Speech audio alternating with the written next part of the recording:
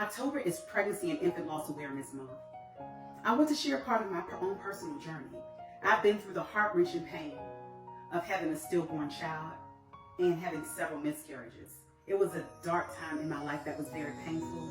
And although I was surrounded by family, I was surrounded by my loved ones, I was surrounded by my husband, I still felt alone. I think the purpose of the Awareness Month is so that people understand that it's okay to talk about the losses. It's okay to ask for help. It's okay because you're not alone. You're not the only one that experienced this, but that's how I felt when I was going through this. I'm going to read an excerpt from my book, and this was shortly after I experienced my first loss of having my stillborn son.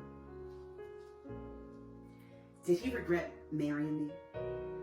He wanted and deserved a family. Will he blame me? Is he disappointed in me? I felt like I just let him down. There were so many times I didn't know what to say. I felt so vulnerable, so weak, and full of grief. But I still prayed that God would give me the strength to move on and that he would heal my heart. No one should have to go through this, and I certainly didn't want to experience it. But I read a scripture that brought me comfort. Psalm 6:6-9 showed me God understands and accepts our prayers even in our worst grief. My heart felt raw, yet I didn't want sympathy. I didn't want to have to explain to anyone why I lost my child. Honestly, I didn't know why myself.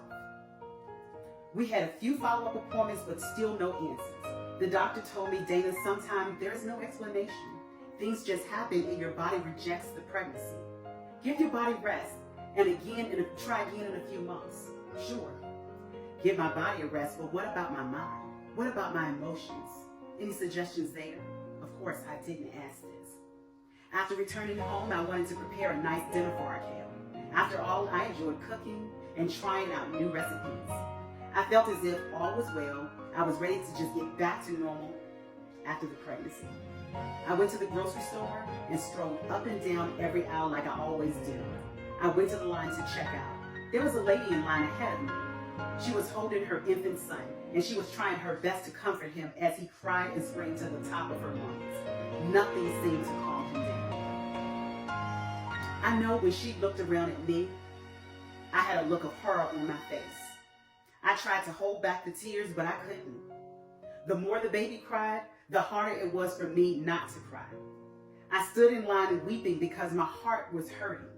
Even though there was no sign of injury like crutches for a broken leg or a cast for a broken arm, my heart was broken due to the miscarriage. I remember standing in line at the grocery store with tears streaming down, and then I just hollered out, "Why?" That was a question for God. Why wasn't I good enough to be a mother? My first trip out of the house, and what was the odds of me getting in line behind a woman with an infant child? My heart was so heavy, and now I was embarrassed. I left all of the groceries at the counter and ran out of the store. Of course, we had takeout that night for dinner. I'm sharing this again because I want people to know and understand that it's okay to talk about your losses. Because they are real. The experience you had, it's real. People may not see the injury. People may not see the hurt. But it doesn't mean that it does not exist. I hope that this encourages you. This is our book, 13 Ounces of Faith, the BabyBuns story. And even though the title says the BabyBuns story, it is so much more than that.